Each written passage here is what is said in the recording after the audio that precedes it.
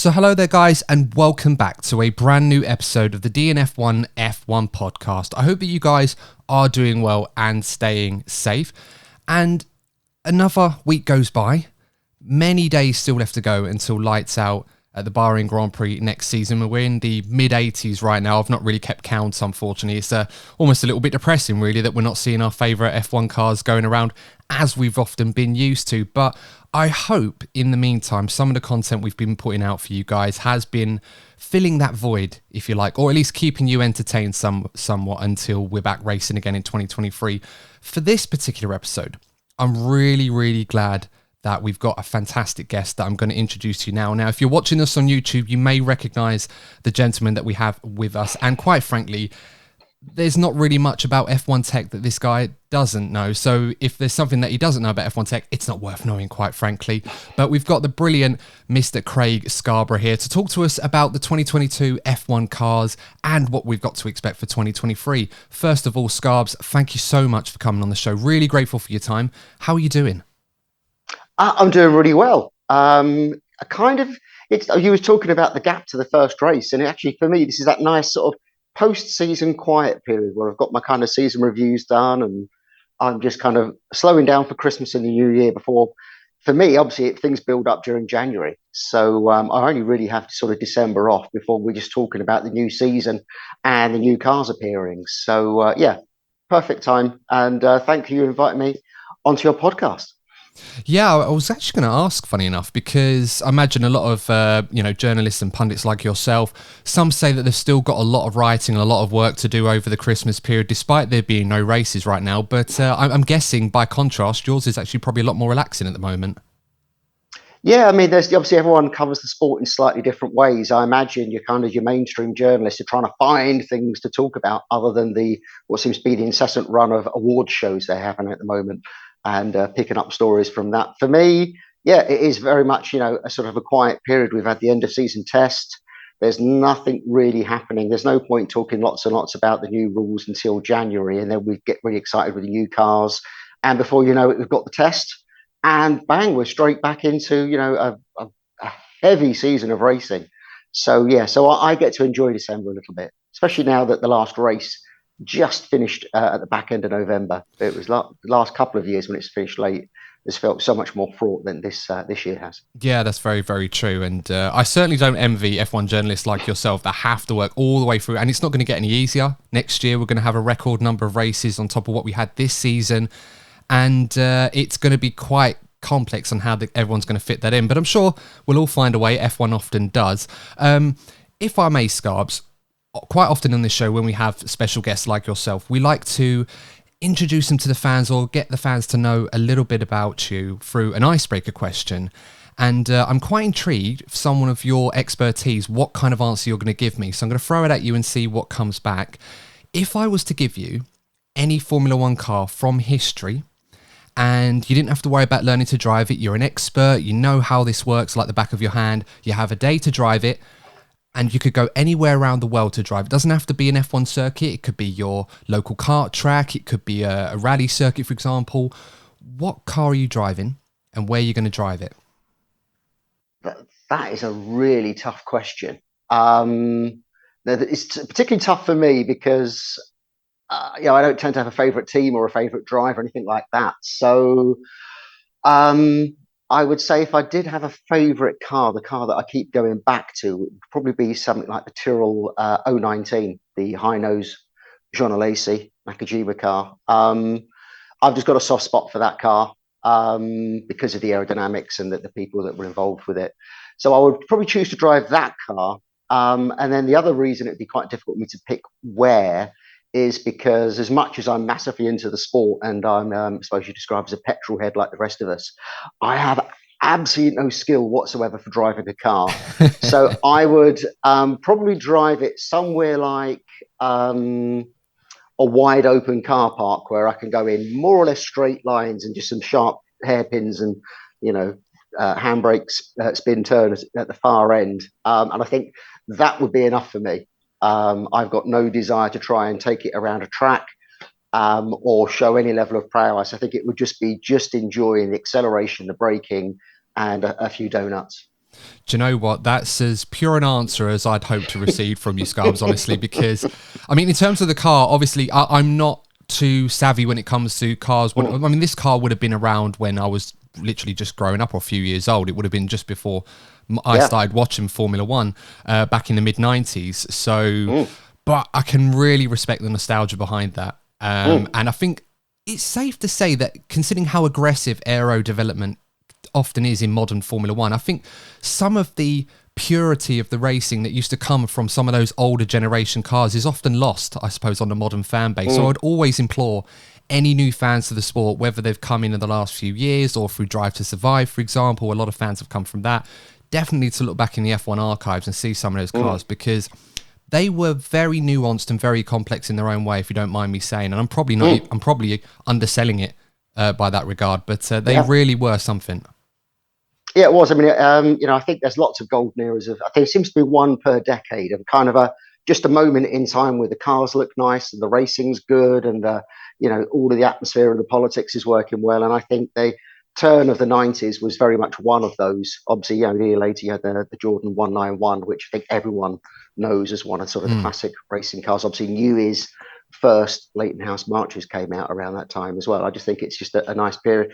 And it was a period where you didn't have a million people engineering every fine detail of the car. So it was very much coming from one person's pen initially, and then all the other small bits was developed by a small team. So the cars tend to be very different. They tended not to be overdeveloped. They were still very unreliable, and it shook the racing up.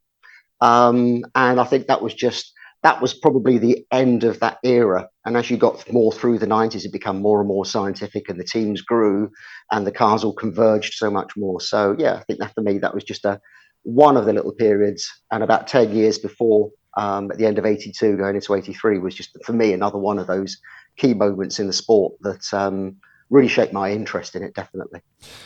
Looking back, do you have a favourite designer of a Formula One car? I know you've mentioned already Adrian Newey, but there were some other greats like Colin Chapman, for example, definitely one for the nostalgics out there, a pioneer for the ground effect cars that we often see today, obviously back to his time. Do you have a favourite? There's a couple. I don't know if the word favourite. I'm not a favourite kind of person. I don't have a favourite colour, song, or anything like that.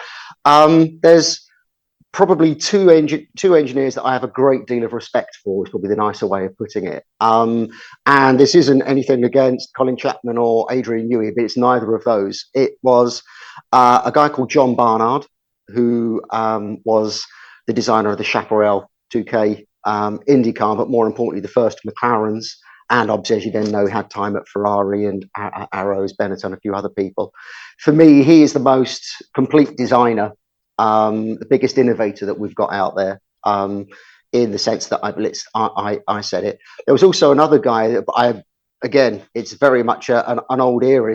Funnily enough, the designer of the Tyrrell is Dr. Harvey Postlethwaite, who was back in the old days. He was the Fittipaldi designer.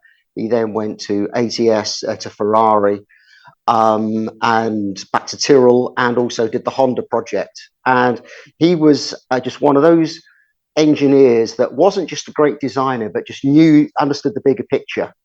And if you ever get someone like Mike Gascoigne on, they're much better equipped to discuss Harvey's skills and how great he was. But he understood where you needed to compromise, where you needed to spend the money. And again, that was very much a requirement of the late 80s, early 90s. And for me, they are the two, my most respected designers. There's a few other people that are of interest over the years, but certainly the ones I would always put at the top of my list. If I could have the biography, it would be, I've had the John Barnard one. Sadly, there isn't one for Harvey Postlethwaite, but they're the top two.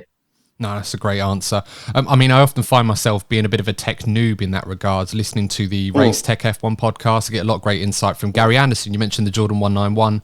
He was a big part of that, and some great stuff. It's always fascinating to learn about that, and I would implore newer F1 fans, if they are interested in the tech side and aero side, definitely go check out those designers and engineers. As you've mentioned, Craig, obviously some great stuff and great innovations, I think, is the most important part, because that's what F1 is about, innovation. Talking of innovation, the 2022 regulations. Now, there was a lot of discussion on these regulations for a number of years, since they were prepared and all the information was collated. There was a lot of expectation as well following the recent era of racing that we left behind between 2017 and 2021, where there was a lot of pressure on them to deliver on overtaking. I think that was the main talking point. Would they deliver more overtakes? Would they deliver closer racing? And I think I read somewhere that the statistics were that it was around 31% more overtakes in 2022 compared to 2021. I think the ballpark estimation or target that Ross Brawn had set was around 25% more overtakes. So based on that metric and some of the metrics or what you may have referred to when you were watching this season, Scarbs, do you think the 2022 regs were considered a success? Yes, I think absolutely they were. And the fact that they were able to do that in the first year was actually quite interesting, because the trouble is when you get new regulations, you get what they call field spread. So someone gets it right and people get it wrong. And certainly this year, you can see, the ones that have got it right were so much faster, and the ones that got it wrong really were, falling from grace. So the fact that we still had a really competitive year, we had nose to tail racing, which I think at the end of the day is all those regulations were there to allow for it. Often it's described that they were there to improve overtaking. I thought what they would do is really were to allow you to follow much closer. And I think this year, I think that the moment that really kind of cemented it in my mind was the restart at Silverstone, when I think we had the top six, I think it was, all nose to tail. And we had those few laps of the cars just on top of each other. And it's like, this is great. This is what we've been. We had that great battle for P2 as well, didn't we? Between Perez, Hamilton, and Leclerc, and that was some of the best racing I think I've seen in years, quite frankly.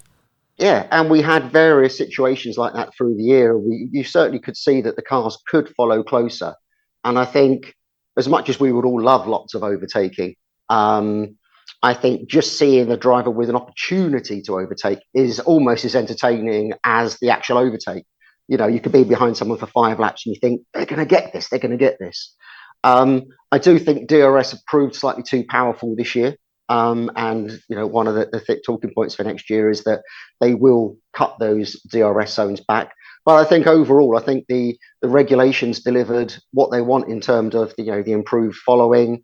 Although you could argue that equalising the field was one of the aims of these regulations with the aero caps, the cost caps, and everything else, that we maybe didn't see that. But equally, if this had been a completely unbudgeted season, Mercedes would have bounced back so much quicker and probably, leapt well ahead of Ferrari and certainly Red Bull by the end of the season. So I think even when you think of it that way, in terms of leveling the field, I think the regulations really have started to work, and they'll continue to work over the next few years. So I'm really confident that we've actually got, finally a really good rules package and a roadmap to take Formula One forwards over the next few years. I'm really glad you mentioned that, and I couldn't agree more. Of course, I absolutely felt the same in terms of my observations of what we saw this season. Having followed the sport for nearly 25 years now, as a fan, I can't really say there have been many more seasons in terms of the debut season of an Aero Regs reset, if you like, where we actually got an immediate response or a positive response to what was actually being promised. We remember back in 2017, there was a lot of talk about the new regulations, and those were centered around making the cars go a lot faster because there was a fear they'd been slowed down. But it came with the cost of overtaking and the difficulties with following, and obviously DRS was a big factor in that, and it still is today. And you were right to point out as well that people need to look at DRS. The FIA are going to look into this to try and F1 as well, obviously look at ways to try and nerf DRS at certain circuits. Just a few off the top of my head, like Brazil, for example, it was great entertainment, but sometimes there is a risk of DRS being too powerful, and it mitigates the art of defending, which as a fan of the sport, I love defending. Sometimes I feel that having overtakes that are a guarantee is not necessarily a good thing for the sport. You do need to encourage better opportunities for drivers in those positions to defend. Yeah, and I think the thing people forget is that DRS was only ever introduced to allow two cars to be equal with each other, alongside each other, as they approach the braking zone. It was never designed to be something that would allow someone just to pass and be, clearly in front by the next braking zone. And they have been trimmed throughout, the era of DRS that we've been in for the past few years. So hopefully this will just be more tuning of the regulations in the DRS zone circuit by circuit in order to get that effect. So I think that's really what they want. And then you then have, as you say, the defending that we saw so fantastically from, someone like Perez over the past few seasons. And I mean, an overtake denied by someone defending is as exciting as an overtake that was completed. So, it's all good racing. Exactly. And I think from what we saw at the start of this season with Leclerc and Verstappen, particularly at Bahrain and Jeddah, that was what I wanted to see as a fan. An overtake not being a slam dunk overtake. Verstappen gets alongside Leclerc and overtakes him, and Leclerc still has that chance in the next DRS zone to get alongside him and re-overtake the place. That's what you want to see as fans. Yeah. You don't want it to be one drives past the other, like we saw Verstappen down the Kemmel Straight. I think that's a great example at Belgium. The Kemmel Straight is almost a slam dunk overtake to the point where you don't want to be leading at any point in the race until the very end. So, I think that's a fair point. You also mentioned as well, Scarbs, about some of the other regulations that were put in place for this season. We had the budget cap, or the first live version of the budget cap from what we could reflect from 2021. We also had the ATR regulations in place this season, which prevented, as you mentioned, a team like Mercedes from being able to throw ridiculous sums of money and have all the testing time in the world within reason to be able to catch up the leaders in no time at all. A bit similar to what we saw in 2009. Where we had the likes of Williams, Toyota, Renault, Braun, Red Bull, for example, leading the way, and then Ferrari and McLaren having to play catch-up, which obviously they were able to do so by the end of the year. Because of all of that and what we expected this year, there were a lot of fans that were a little bit disappointed that the season ended up becoming so dominant by Red Bull and Max Verstappen in particular, and that it wasn't able to provide a much closer championship compared especially to what we saw in 2021.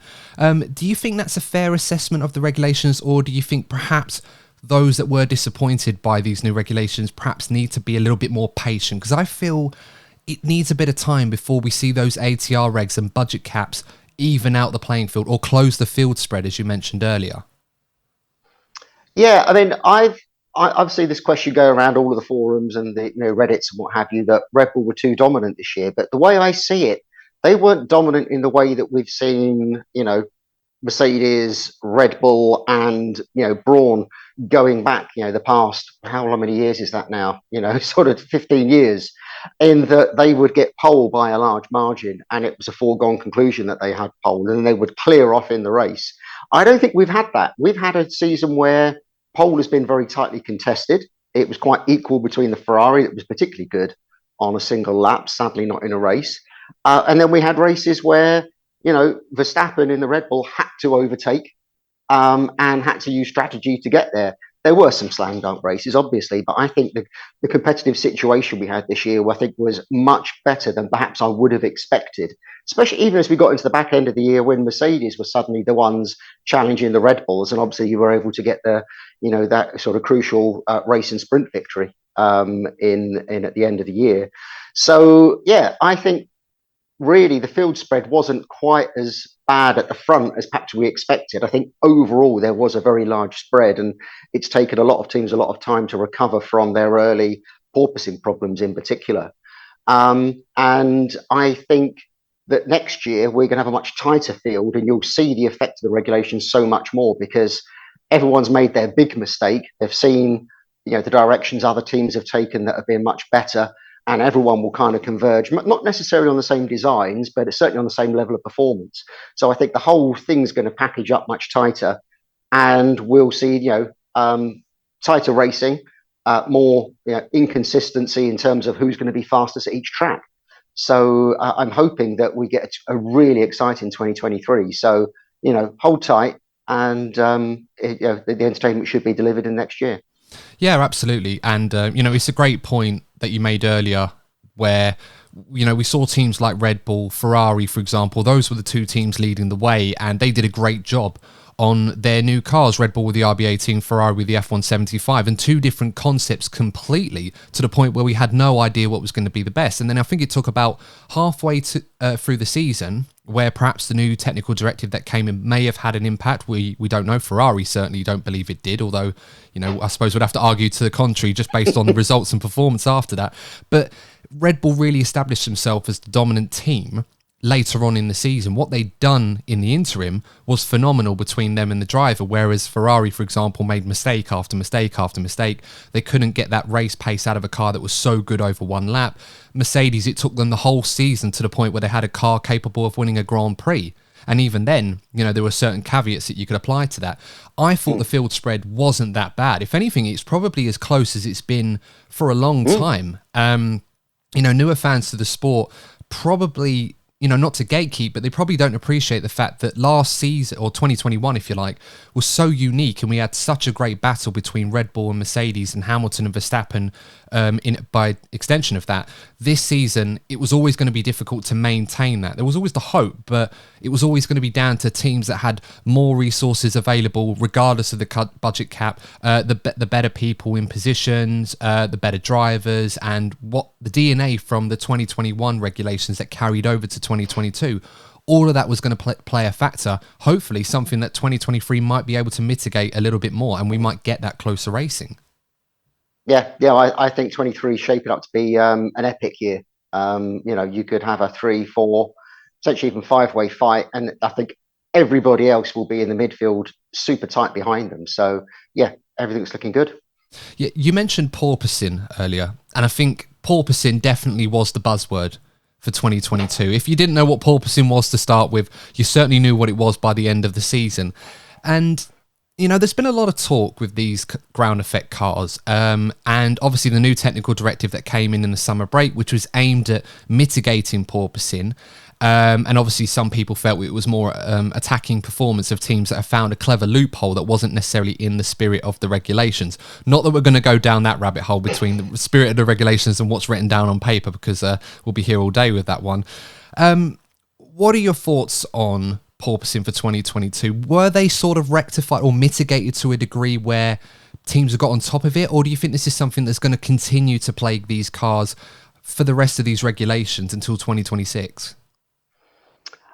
I think that the porpoising, it wasn't eradicated. If you listen to the onboards through the last few races, Brazil in particular, but especially at Abu Dhabi, because it's such a flat track that everyone lowered their ride height, you could hear this cars across the straight. So there is porpoising, but the difference is it's not this aggressive porpoising, this kind of 5 hertz, several G's of acceleration, throwing the driver up and down in the car.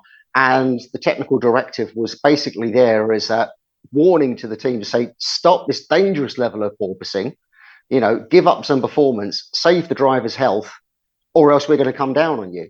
And I think by the time that technical directive was actually fully acted upon, which I think was Belgium, if I can remember correctly, but it kept kind of jigging around.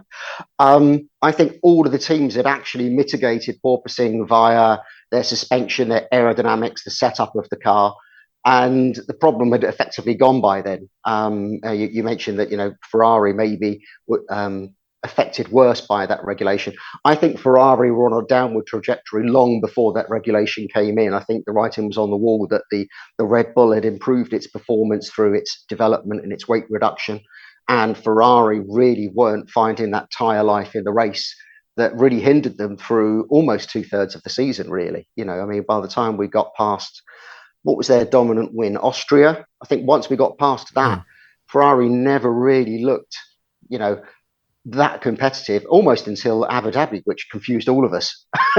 Yeah, it's true. Where did that performance come from? And it's very odd, yeah. Lots of theories between tyres and engine performance there. So I think porpoising will be, from the levels that we saw early in the season, has been resigned to history again, because we've got some regulation changes to the floor edge. And as much as everyone says, it's these ground effect cars will lead to performances, the porpoising, it wasn't the ground effect specifically. It was actually how they designed the floor edge and how low they allowed it to be. So as porpoising existed previously with the old ground effect cars back in my day, back in the late 70s, early 80s. But when they went to a completely flat floor just after, you still had porpoising, because the whole floor or the floor edge was right next to the circuit, and anything that changed that ride height would lead to porpoising. And so we saw that again. What you had in between was the kind of the post-center floor shape, where you had a step under the floor of the plank, which took away that sensitivity. So most fans who've come in, and by and large, I think the majority of fans, certainly on social media and that would be listening to podcasts, are kind of post 94, post Senna era fans, and never saw that effect on the cars. Us oldies, know and remember it, and people that look at other racing categories know that it existed as well. So I think it is, in terms of it being a performance and a health hindrance, I think those days are over. At the risk of sounding like an idiot in that regards, is it a bit... I mean, how have you seen teams cope with this? Because you've mentioned older solutions back in the early, mid-90s to these issues with the floor edges, something that we may see next season with the floor edges obviously raising by 15 millimetres. It was meant to be 25 until the teams were pushing back. Do you expect to see some of those older solutions return, but with a bit of a modern twist to it? Or do you think that, as you mentioned already, the teams are just going to push the limits as far as they can go and just ask their drivers to deal with it? No, I mean, I think the cars now have gone way past any of the solutions that teams used in the old days, which basically went boiled down to just stiffer and stiffer and stiffer suspension, which you just cannot get away with nowadays. You would lose so much performance around the rest of the lap, but in the old days you could do that. I think what teams have been doing through the season and looking into next year, they've probably done sort of one of three things. First of all was managing the suspension, and that was massively simplified over the winter into 2022. So lots of the clever tricks that they had were banned. So teams were really kind of going back to it's almost like when they went from active back to passive suspension in 94. It was, that level of change, massive change. Then you've got the aerodynamic solution itself, is how the air actually escapes out from the front of the floor and how it goes back under at the back of the floor. And you've seen teams play with that floor edge a lot over the year. And then lastly is how stiff they've made the floor. And this really has been the bugbear for many teams, is that the floor is sagging or it's lifting too easily. Or when you do get porpoising, the whole floor starts to kind of just flap from the inertia of it going up and down. The solution to that really is just to make the floor stiffer, but teams couldn't afford the weight to add to the floor because of everyone was effectively overweight this year, and you lose a lot of performance through that. So Mercedes in particular could have really stiffened their floor up and made their life easier, but over a lap that weight would have had other influences. And as much as they had these little wires going down, that really only limits what you can do with stiffening the floor. So I think they're the solutions everyone's working on. And perhaps the other one, which Red Bull and Ferrari have kind of realized, that you can go back to a little bit of rake, having slightly higher ride height at the back of the car, as long as you can work out the aerodynamics along the floor edge to get the floor edge working where the air needs to come out and where it needs to come in. They got that worked out. Lots of the other teams, Mercedes are the classic example, of really want that car down against the ground.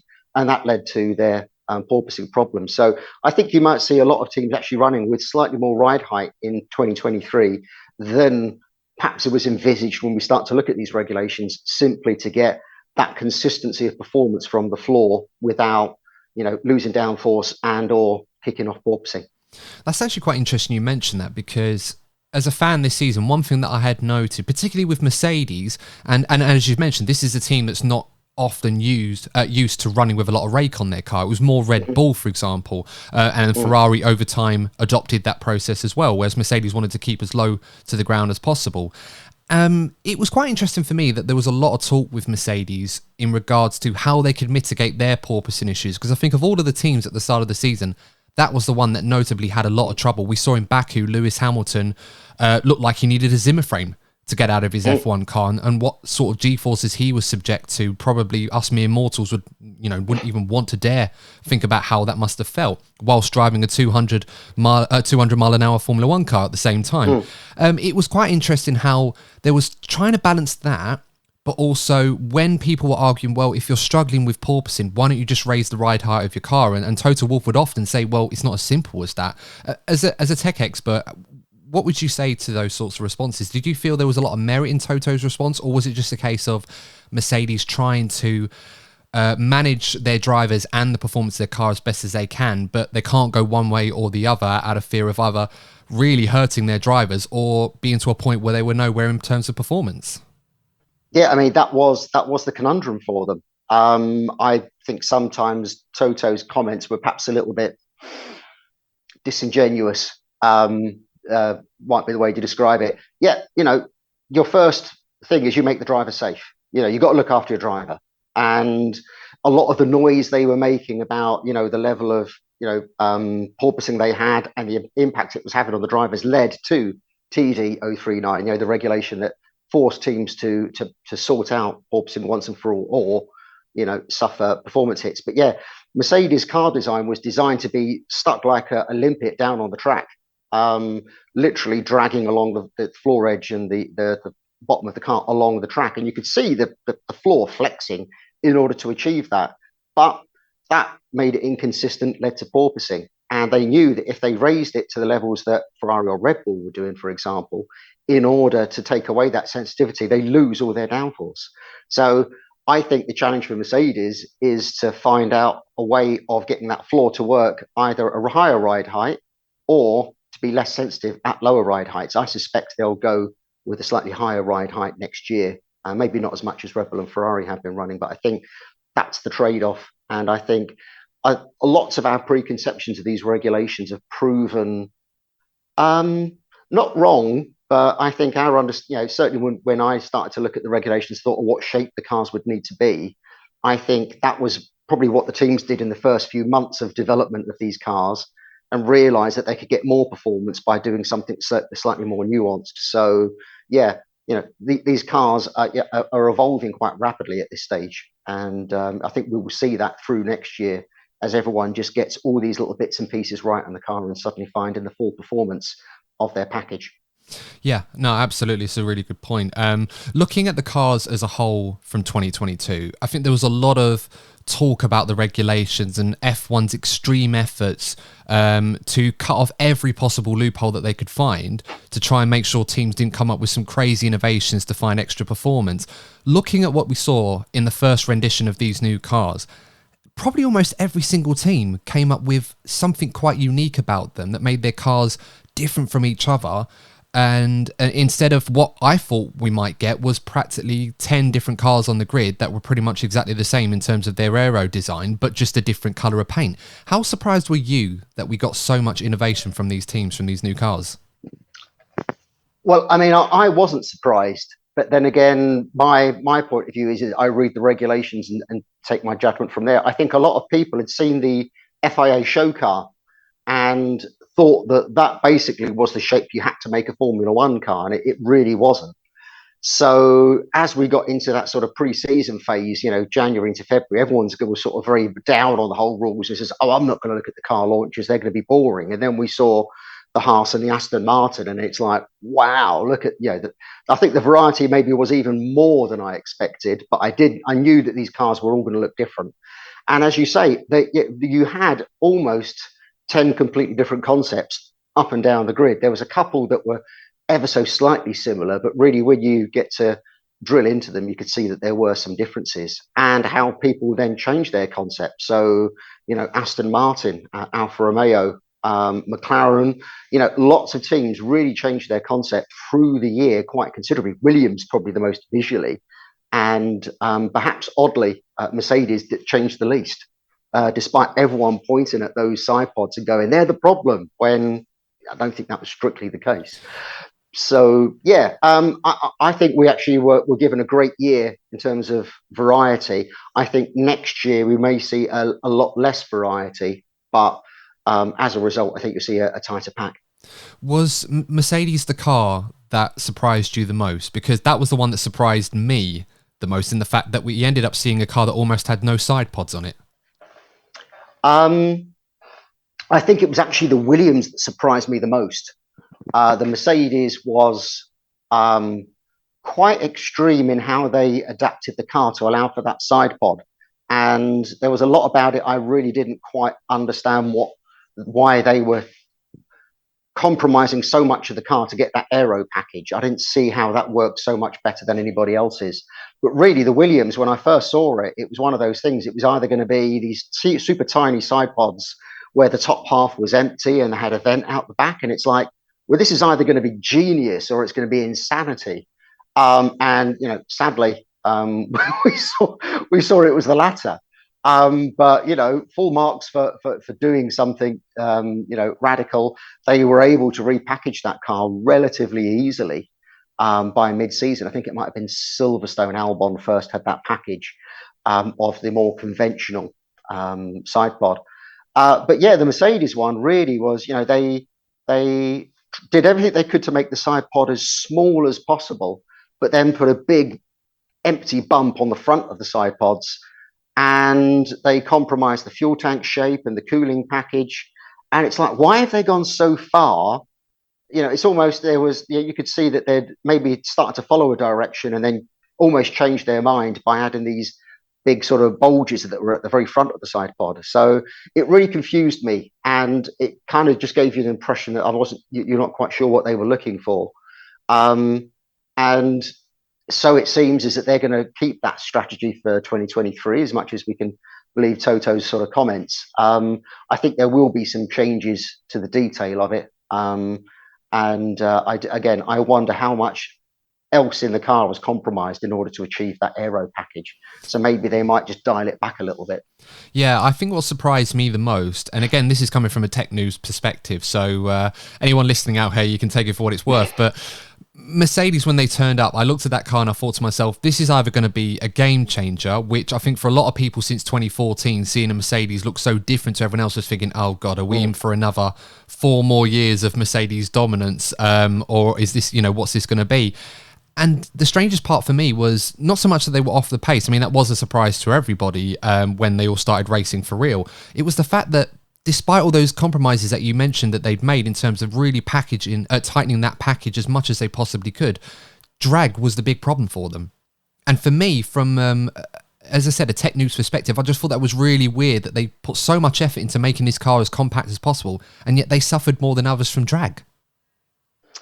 Yeah, I think this is one of the things we learned quite quickly earlier in the year, because, for the past, 20, maybe even 30 years, the smaller your side pods, the better your car has always been the kind of the truism that you apply. Red Bull were particularly good at doing this, and Mercedes recently have become very good at doing this.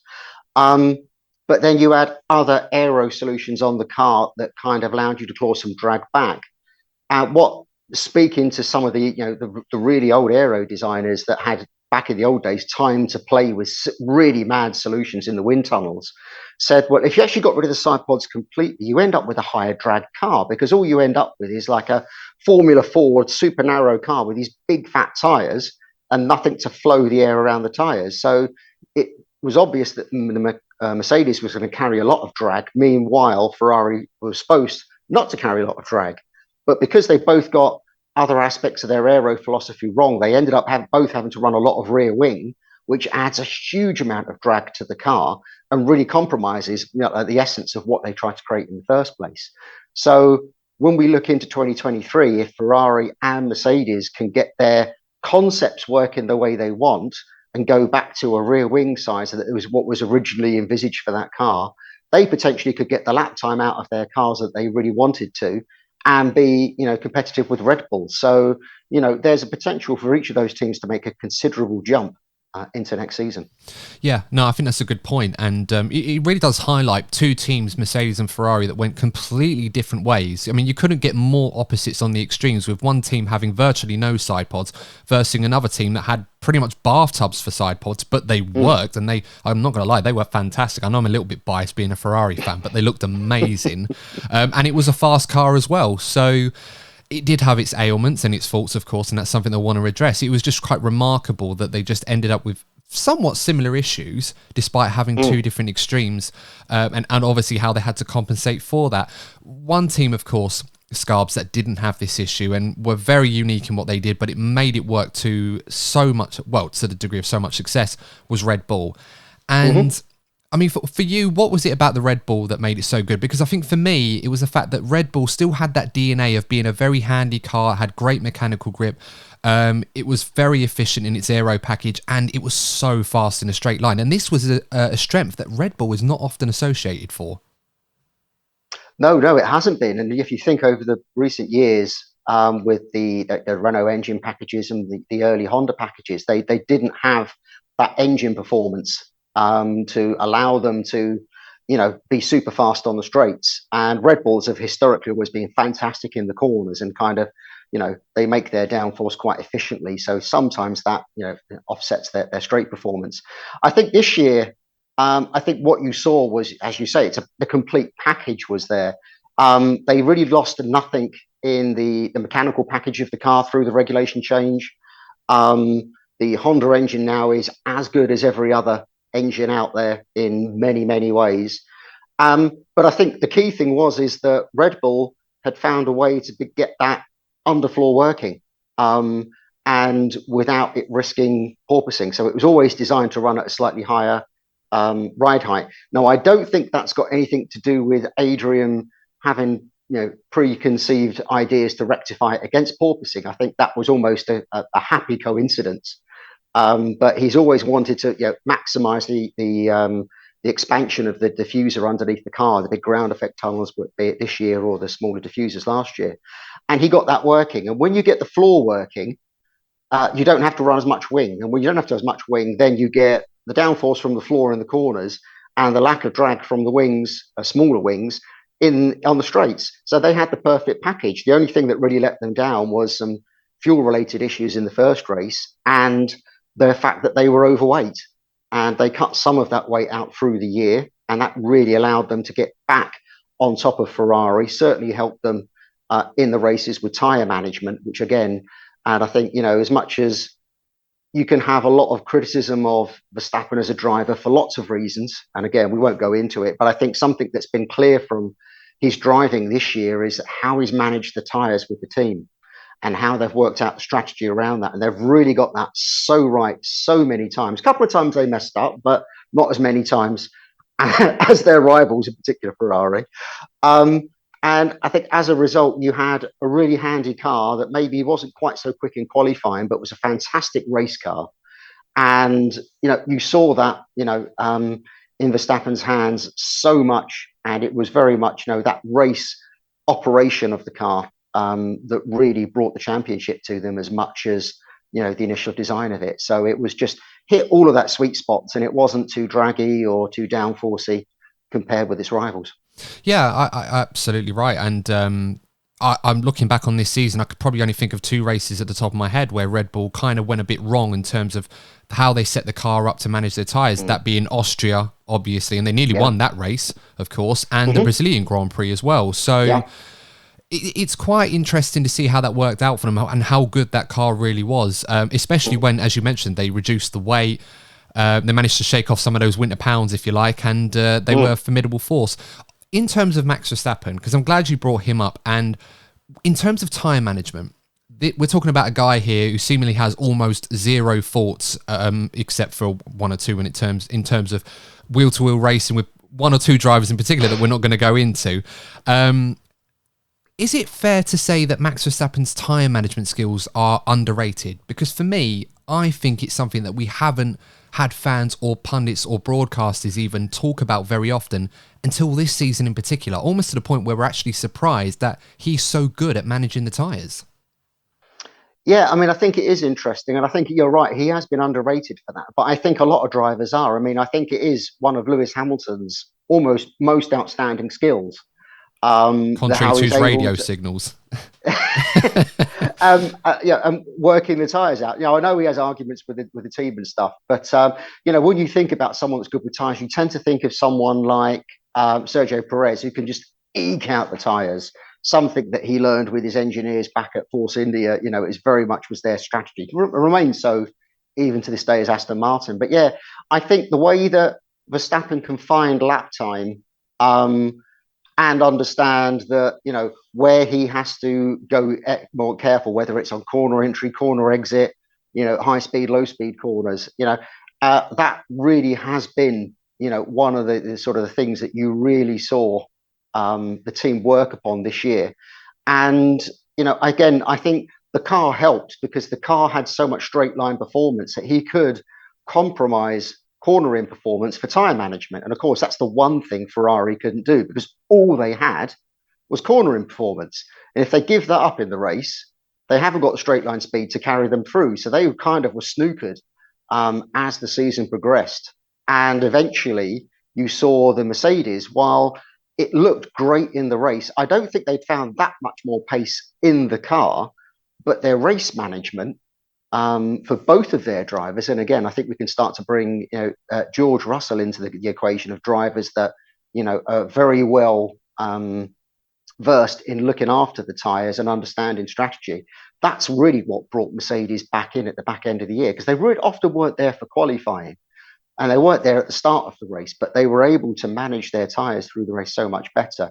And I think this is really interesting because the Pirellis this year, again, were another one of those unsung heroes. For a start, we went to a completely different type of tyre in terms of it being on an 18-inch rim and being a slightly taller tyre as well. It wasn't especially low profile, but slightly lower. We had the reduction in the tyre temperature on the blankets. And we had a reduction in the amount of degradation that the tyres were designed to have and better warm up. And apart from a few situations, particularly with the Mercedes going onto a set of the hard tyres, the C, which way round is it? The C1s, I think it is, or the C5s. Yeah, that's right. These tyres, these tyres performed fantastically. And the drivers, yes, there was tyre management, and often they would really want to try and eke out a single stop. But I thought the tyres and driver tyre management really is one of those sort of little undercurrents that went through this year and maybe just didn't hit the headlines as much as it should. Yeah, I think in the modern era of Formula One, that is very much an asset that you really need to have on lock if you're going to be able to win races and championships, or at the very least get the most out of your car. And strangely, it's something that not all of the drivers on the grid are experts at, which is amazing considering how good that they all are at doing what they do. I mean, talking of tyres in particular, next season's version of the tyres, from what I've been hearing and reading, the focus is going to be on being able to get more front end grip out of them. And yes. What I find interesting about that is because a lot of the teams and drivers would have been complaining, or the drivers in particular, complaining about the lack of front end grip, is there a fear that we may end up going too far on that because of the combination of teams and drivers and the Pirelli tyres focusing on getting a bit more of that to the point where we may end up with more oversteery cars next season? Yes, I mean it's a possibility. I mean it's one of those things that you can balance a car, but you lose performance in the process. Now, some drivers work really well with oversteery cars, and it tends to be the kind of the very reflexy, very natural drivers. Verstappen, Hamilton, for example. Some drivers can't cope with a wayward rear end, and Sergio Perez would be a classic example of that as well. So yes, I don't think these new tyres are going to go that far. And I think the teams have tested them. They've done their simulations. They know what they need to get these cars balanced. So I don't think it's going to be a problem that goes too far the other direction. I think there will be times when some drivers just won't be able to cope with the cars. And it will be almost the classic keep the wheels in line, sort of the Jensen Button type drivers, that so many of us love because they've got such lovely, neat lines. But equally, if the car isn't working for them, particularly with oversteer, then they struggle. So tyre management with an oversteery car will become much more important as well. Yeah, I'm glad you mentioned Jensen Button because as you were describing that smooth driving style, that was literally the first person I could think of, someone who mastered the art of being able to drive literally to a textbook and, be as efficient as possible, be as smooth as you like. And it can work. You don't necessarily have to look like you're throwing that car 8 ways from Sunday. You can literally do it as smooth and relaxed as you like and still be fast. And Jensen was definitely a master at doing that. Looking at the rest of the field, Red Bull obviously being the blueprint in terms of what concepts seem to work and perhaps the right way, if there is a right way to go with these new regulations. Of course, we've seen so many different versions. There may not necessarily be one blueprint performance, but we did see a few of the other teams this season, the likes of McLaren, Williams, Aston Martin, that you mentioned earlier, adopt certain nuances or certain I suppose, intricacies of this Red Bull design onto their own cars through one way or another to find a little bit more performance. Is there a feeling right now that perhaps more teams are going to adopt that approach and be a bit more like the Red Bull concept to try and find performance? And in turn, does that create a danger that we may end up with Red Bull having an edge on everybody because they've already mastered certain concept that everyone else is trying to learn, albeit 6 months or so behind?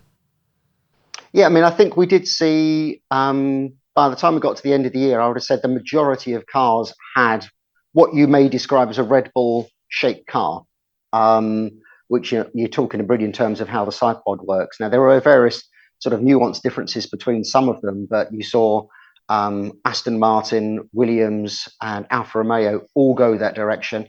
Alpha Tauri and who was the other one? Alpine is the one I always forget.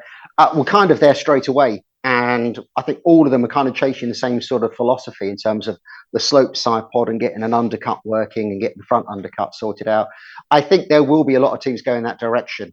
I think some people were equally playing with the Ferrari solution, which tended to be Haas. And you saw the Alpine kind of going that direction slightly as well. And I think there's aspects of that which, that ridged side is something that I think we may see on slightly more cars, perhaps even the Red Bull. And then you've got, obviously, Williams discarded their radical side pod. We know that Mercedes is going to stick with their zero pods, as people call them. But I think there'll be that aspect to it. But I think you'll also have the question of ride height again. Now, we had this going back with the Red Bull, Mercedes, high rake, low rake arguments. And that was mixed in with long wheelbase, short wheelbase. Now, of course, now you're limited to a maximum 3.6 meter wheelbase, which is still enormous and hopefully will be resolved going forwards. But I think it's going to be that level of ride height and how much you're prepared to actually lift the car off the ground and still have it working. I think that's going to be the other big concept difference. And you could have two cars with Red Bull side pods. One could be super low to the ground and one could be slightly raked, and they will have potentially the same performance. Or maybe they won't have the same performance. Maybe someone will get one part of it wrong, but in theory, either could work. So yeah, I think we will have, quite a variety of solutions out there in 2023.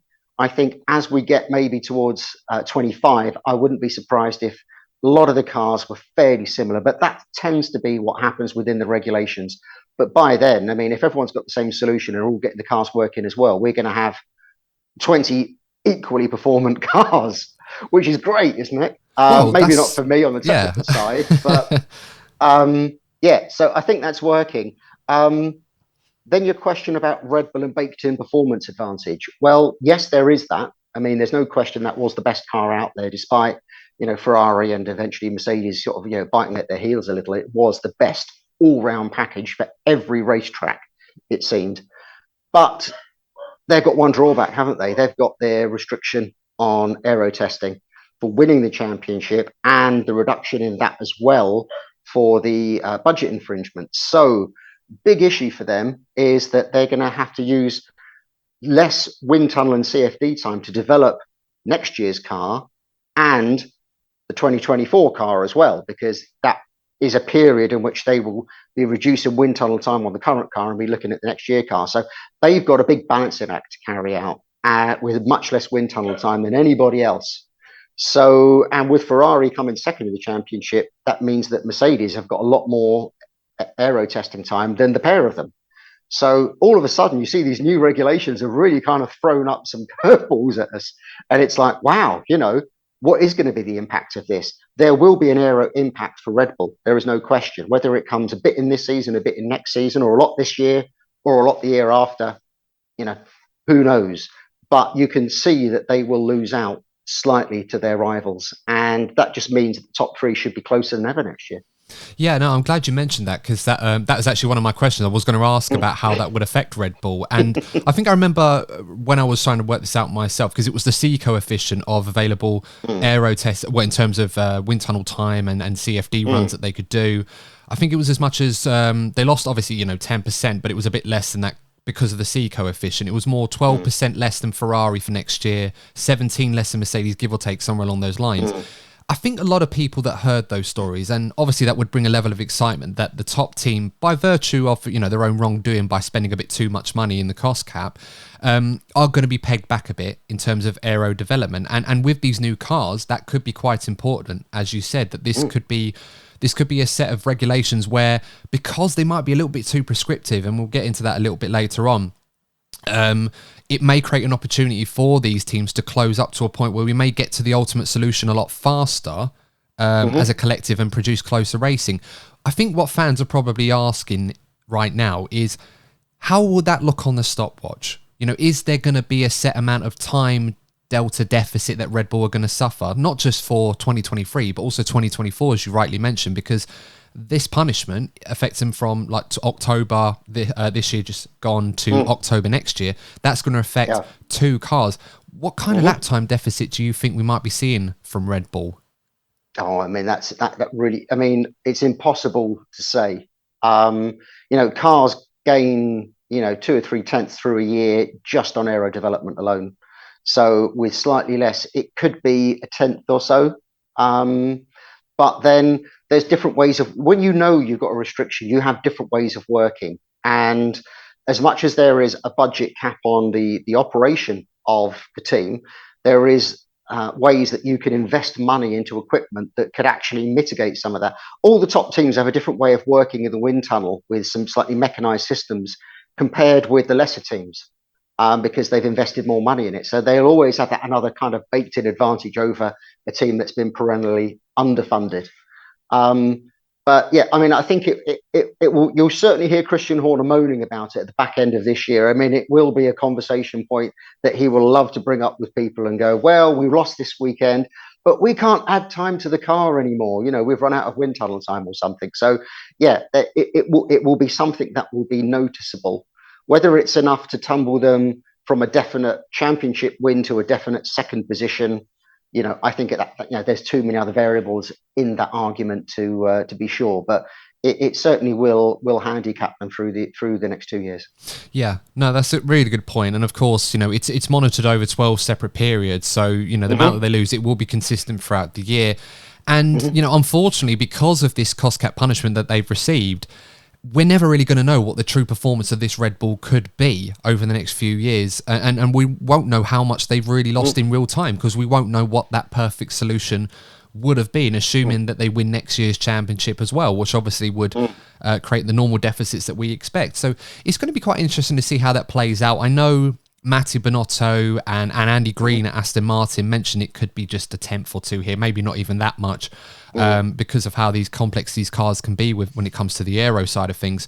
So I suppose we'll have to wait and see and just hope that from a competitive standpoint, not necessarily a bias to one team or the other, that it does bring Red Bull at least closer to Ferrari, Mercedes, where we get a free car championship, and maybe anybody else that makes that step forward. I know there's a lot of talk about Aston Martin, and perhaps their rise to the top probably won't come until 2026, arguably, because they're still in the middle of a huge infrastructure project right now that the likes of Dan Fallows and Andy Green really won't be able to stretch their aero designer muscles and properly until they get that in place. And I think the other side of the coin of the ATR restrictions, or the ATR, is that teams like Haas and Alfa Romeo, and maybe to a lesser extent Williams, teams that in the past haven't been able to exploit all of their wind tunnel time because of budget and the fact that the cap is set so high. The teams are now saying that for 2023 that they will be able to use all of their available wind tunnel time, all their aero testing time, because the budget and the restrictions have started to align. And that will give them a significant advantage over even the midfield, let alone the top teams. They've got tens of percent more time in the wind tunnel, and that brings that closes the pack from the bottom up as well as the top down. So you can see how these regulations really are working, and it just bodes for a super competitive few years coming up. Yeah, no, very much so. So I think the lesson from that one, guys, if you're listening to this, is just be patient. It is working. It's just the devil is in the detail. And I think we're going to see this hopefully in the next few years, where we might start to see the results of all the hard work that's been going into this new regulation set. We can at least hope, I suppose, is probably the best way of putting it. In terms of these cars for next season, Scarbs, you mentioned already Toto Wolff talking about the W14, the successor for the W13, which I'm sure amongst Mercedes fans is going to be cast away to history, as we won't go back there. We don't want to talk about that one. He mentioned that, he's been going into the wind tunnel, overseeing the development of next season's car. As you've already mentioned, and as I kind of expected as a fan, that this car was not going to look too different on the surface to what we've seen in 2022. Most of what's going to fundamentally change about this Mercedes is what's going to be underneath the hood, stuff that we won't see under the bodywork. Is that going to be a theme for next season with teams? Is the devil going to be in the detail underneath the bonnet for next season's performance, or are we expecting to see some changes to what's on the bodywork on the outside for next season? So, I mean, the main development areas for next year are going to be probably in two areas. Certainly over the winter, they are going to develop both the underfloor aero and the suspension. But I think the suspension is something that's a bit of a winter job. And then once it's on the car, it sits there for the year and they just change the setup. So I think we're not talking so much about the geometry of the suspension, although some of that probably will change a little bit. I think Aston Martin are one of the ones in line for a big change because of the change in nose concept they'll run next year. But in terms of how the springs and the dampers work inside the car, I think every team has learned a lot this year. And as much as we didn't see a lot of the hardware, you were able to compare some teams. We had a very good look at Red Bull, at Ferrari, at the same Ferrari installation, but on the Haas, which were quite different, particularly in terms of springing. So I think that will be a big piece of work over the year. And whether we ever pick up on even a fraction of that from looking at the outside, I'd be surprised. But it will be something I'll be looking out for really carefully. And it gets very hard to explain to people. So I think that's one area. And then you've got two aspects of the aero. So yes, they're going to work on the aero massively over the winter because of the regulation changes to the floor edge and the throat height, plus what they've learned as well from these regulations. And we will see, again, most of it you won't see because it's only when the car goes up on a crane that you tend to look underneath these cars and see some of the surprisingly detailed shapes that they put in there. And it's not all smooth and streamlined. There's little ribs and buckles in the bodywork to kick off vortices to get the airflow under the car working. But I think a lot of teams have really got a grip on that now. I think what we will see visually through the next year is all going to be along that floor edge, going between the rear tyre and the front of the side pods. And you're going to see flick ups and cuts and little fins and things coming in and out of that area on, probably every 3 races for a team. Some teams will probably have little detail changes most races. And some of it is going to be full on development. So we've just found a better solution that works everywhere. And some of these holes and slots are going to be very specific for certain circuits. So if it's a high downforce circuit, if it's a low ride height circuit, they'll have a slightly different floor just to get the floor working in that situation. And we're going to see a lot of that going on through the year. So that will be the main sort of hunting ground for development. I don't think we're going to see much with the rear wings and the front wings. I think side pods will just develop slowly as they always do, mainly to do with cooling. Rather than just general aerodynamics. But yeah, I think it will be a very big year for the development of cars. We're going to see bits at every race, but you will be starting to get into the minutiae rather than big, obvious changes. In terms of some of the innovations that we've seen for 2022, we saw like a few notable examples, particularly from Aston Martin and Mercedes. We saw in Canada, there was a lot of talk about Mercedes with some of the vanes on their front wing as they were trying to find more performance there. That was obviously outlawed very, very quickly by the FIA. The same with a couple of the prongs on the rear wing of the Aston Martin in the second half of the season. Is there a fear right now with these new Aero Regs, and given how much effort has gone in from Formula One and Ross Brawn in particular, alongside Nicholas Tombazis, to make sure that these cars, certain loopholes were not going to be exploited, is there a fear that these rules may become too prescriptive, where we're just outlawing any innovation that we've seen? And it's not something that's new to these regulations. We saw the same thing with certain innovations like DAS back in 2020. Yeah, I mean, I think you've got to think that all the work that went into these regulations for this year were to make the cars easier to follow each other. So there are some developments which would naturally work against that, would create more of a dirty wake to the car. So the Aston rear wing, definitely. The Mercedes front wing, those vanes that you talked about, and then that undercut section on the end plate that they ran for most of the year, both kind of worked against the aim of the regulations. So quite rightly, they were either immediately banned or have been banned. And in fact, Mercedes' vaned front wing actually got written out the regulations just 2 days ago. So I've got no issue with those innovations because they're innovations that are working against the greater good. And they're not cheating-y things or anything like that, but it's just, we're trying to build something here, aren't we, in Formula One with this roadmap of the regulations. So yeah, they need to be banned. But then Aston Martin developed the little fin that goes on what we call the bib, which is the little bit underneath the raised section of monocoque, and put a little wing there above the T-tray splitter. And every team copied it. And it was no detriment to the car behind. And, as much as Aston Martin gets called copiers, everyone copied their idea. So I think there is still space for little ideas. You saw the Haas, it's front wing end plates, aspects of the floor edge. Ferrari with that ridged side. There's still lots and lots of room for innovation. Obviously, I don't know what's coming next year, but I'm expecting that we're going to find some probably teams will start to try some quite radical things now. There's some scope around the nose, the front suspension, and again that T-tray under the raised front part of the car. Teams haven't really even started playing with some clever stuff around the back of the car with suspension brake ducts at that diffuser exit. That's all been pretty keep it straight, keep it simple.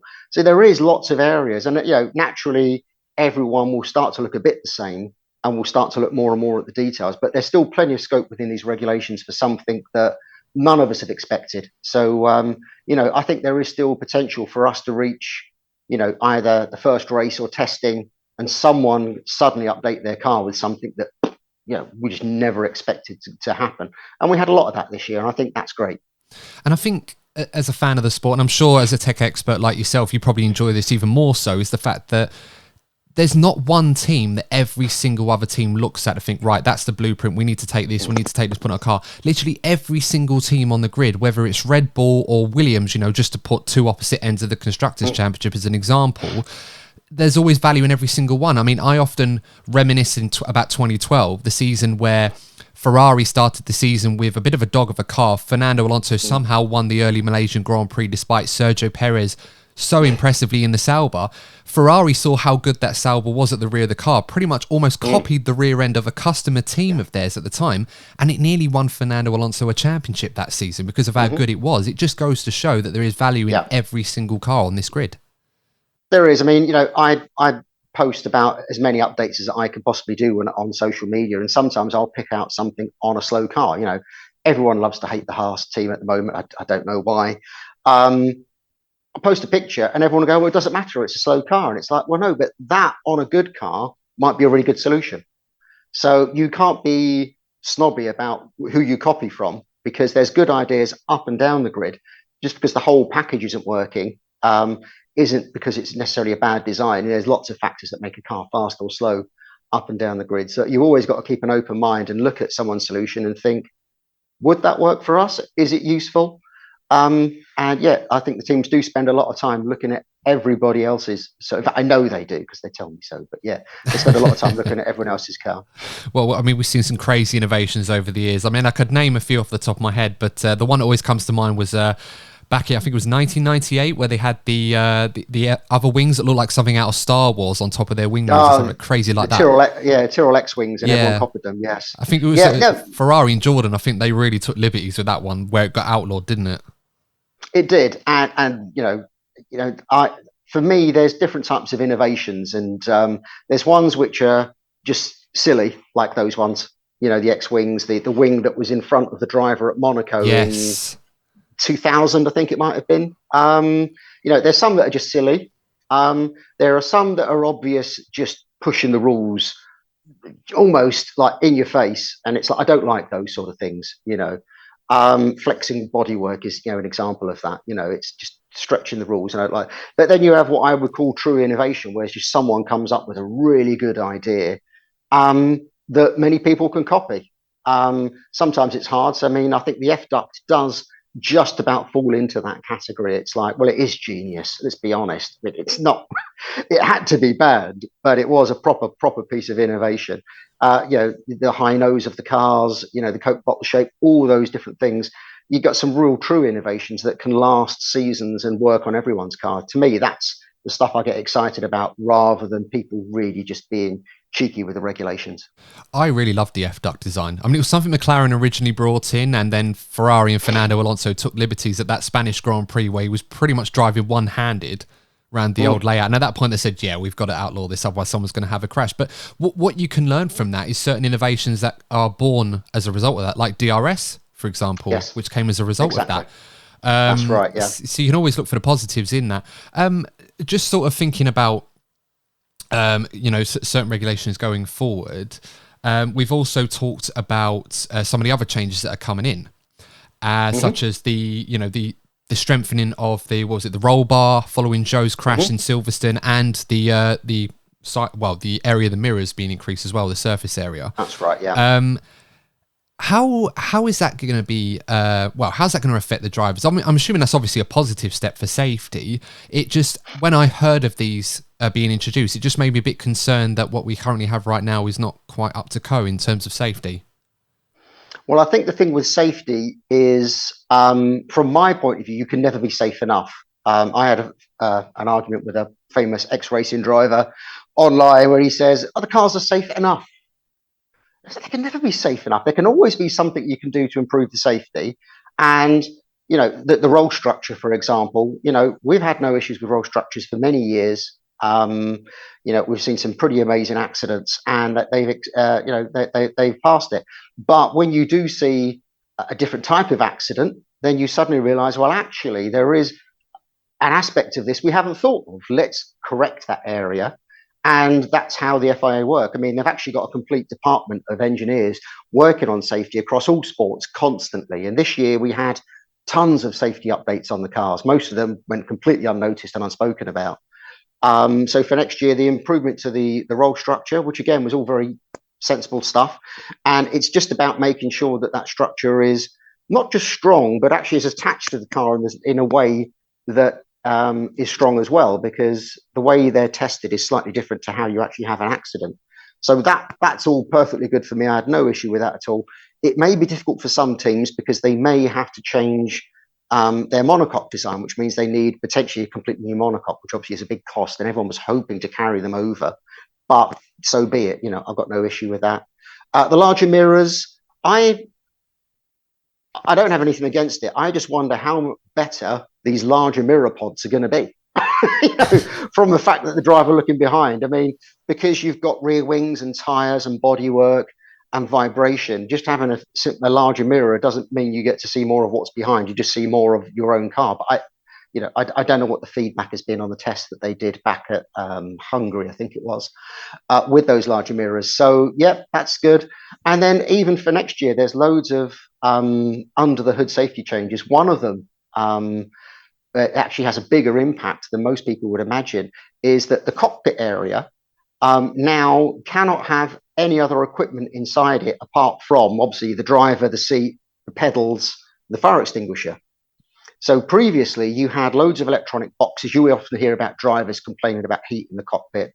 But there was lots of boxes. Max Verstappen, or the Red Bull in 2021, actually had the gas springs for the suspension either side of his legs, his thighs, inside the cockpit. And that really should be space for him to be able to move during a big impact, which clearly he had. So they've actually cleared the cockpit out of stuff like that. So there's always things you can do to improve safety. And, we must never see an accident and go, it's a freak accident. There was nothing we could possibly done about that. And just keep moving forwards. And I know some fans don't like that. But, at the end of the day, you've got millions of people watching TV. You don't want to see someone die or get injured. No, and I think, other than a few obvious exceptions, I think we are quite lucky as fans that we're not subjected to that on a regular basis, as we often would have been in the 70s, 80s, even the 90s. And we owe a lot to, and this is where my history is really going to be tested now, to Professor Sid Watkins for a lot of that. And you made a great point there, Scarbs. I think whilst these incidents do happen, like Joe's crash at Silverstone, which fortunately he was able to walk away from as if it never even happened, and we've seen a few like that. Alonso's one with Stroll, where fortunately the car just came back down. It could have been another Mark Webber in Valencia sort of crash as well. So there's always something to learn, and I'm a huge advocate for any opportunity to improve safety in F1. Just go for it. There's no questions should be asked on this one. So yeah, hopefully we won't see many instances like what we saw with Romain Grosjean, for example, a couple of years ago in Bahrain. That could have been very, very scary as it was at the time. So always a good thing for more safety. One final question, if I may. we've heard a lot of talk about active, well, not so much active suspension, but active aerodynamics, reverse DRS. I think Ross Brawn referred to it as. Now, there was an article put out today by The Race where they were talking in a bit more detail with Nicholas Tombassis, and the aim behind it was to improve efficiency, fuel efficiency, efficiency of the aero, to be less draggy in the straights, more draggy in the corners, to try and find that right balance. Ross Brawn went as far as saying that this is something that may be considered in 2026 as a solution to prevent runaway leaders or the same old teams from dominating. Now, I put out a poll based on this metric alone and asked our followers to let me know pretty much if they were in favour of this, and no surprise, 85% said no. They didn't want this to be introduced as a method to prohibit runaway leaders or call rubber band racing, if you like, something out of Mario Kart. I think is probably a good example. Yeah. What are your thoughts on this as a whole? And also, talking about the efficiency stuff as well. Do you think that active aero is something that F1 could look at going forward to improve the racing? Yeah, so first of all, this reverse DRS thing. I mean, if ever there was a clickbait title in a website, social media post, wherever it was, that was it. Ross Brawn, talking long and wide about lots of things, mentioned that we could even do this, which is, I would sometimes sort of say to my wife when looking at the back garden, we could even build a water fountain. It's never going to happen. And I think this whole reverse DRS thing was really just one of those comments that was pulled out of context within a wider piece, and has again completely ruined a really great discussion about the rules of 2026, which I think is a shame. So what the aim is, and I haven't read the race article that you alluded to, but it sounds like it's a bit more on the money, is that in a racing car, what you want is big wings to have downforce for corners. And you want to go really fast on the straights, but your big wings slow you down. So why don't you flatten the wings out, a bit like DRS, on the straights? And actually, while you're thinking about it, those big brake ducts don't do anything on the straights, and your radiators don't need quite as much cooling, so you can close your radiator ducts down and lose loads and loads of drag. And even with a much lower powered car, and I don't believe that's the aim for 2026, it's going to certainly have the same sort of level of 1,000 horsepower, you're going to suddenly have a car that goes really fast in a straight line and then can go really fast around the corners. And because it's so efficient, you don't need to carry that 110 kilograms of fuel, race fuel. You probably get away with 80 or something. And I think that's actually going to be less because of lots of other aspects of the regulations. But, you could actually reduce it simply because of the drag reduction by a huge amount, because you can go as fast on the 200 miles an hour on the straights, but be burning far less fuel. So this is like fantastic. I mean, this is again proper innovation. It's actually useful. It's actually going to improve racing. It's going to transfer to road cars. Even now you can buy it for many years. You can see a Ford Focus where the front grille closes up. I know Mercedes do that as well to reduce drag on a motorway because the engine doesn't need as much cooling. So this is all fantastic stuff. Now there's lots of obviously caveats about how they're going to make it safe. And because DRS hasn't always been 100%, but, it can be done. If you look at every aircraft you've been on, all of them have got fly-by-wire aero surfaces. They don't go falling out the sky every day. So it can be done, and I think it should be done. It then brings into, the argument is, okay, what do you do about DRS? If you're already flanking the car off on the straight, how do you allow overtakes? And there's lots of other metrics that other tricks that you can apply to make sure that we still have close racing. But I think any talk of active aero only being some way to penalise someone at the front is just rubbish. And I think the conversation needs to move on the facts rather than hyperbole. Yeah, no, absolutely right. And you probably don't even need to read the article. You pretty much paraphrase almost word for word, if you like, metaphors included. So but I think it's a really good point. As I said, when what I know about F1 tech isn't really worth knowing, quite frankly, it's not a lot. So when I see articles like that and I see the clickbaity titles you mentioned, like reverse DRS, the first thing that comes to mind is we're trying to get rid of DRS or get to a point where we won't need it anymore. And now we're getting to a point where we're trying to affect the cars the other way to try and peg them back. And when we're talking about efficiencies with the new engine regulations, which are obviously going to be very important in 2026, there's more emphasis on the electrical energy rather than the internal combustion engine. It does mean that in my mind, when I sort of look at that, I kind of worry that it's almost going to make overtaking a little bit too easy with the electrical energy. If you get someone that's ran out of electrical energy, they've only got the 540 brake horsepower, whatever it is, to power the rest of the car for a limited amount of time compared to the 1000 that you would have with a full battery. That less drag concept, or the active aero, is really going to help in terms of equalising the playing field a little bit, to the point where we will get something for what they probably hope to achieve by the time 2026 comes around. Yeah, I mean, I think we'll be looking at a very different style of racing by the time we reach 2026, because of the aero have been worked out. They'd have made the next big step in 2026, which goes way beyond just the active aero sort of concepts, but, you know, how they get these cars to work in line with each other. And let's face it, DRS trains really actually knock out the benefit of DRS in some races anyway. So yeah, so but again, you know, it sort of goes back to everything we've said. These regulations are building up, and we're making sure there aren't the loopholes and that everything is working as it should do.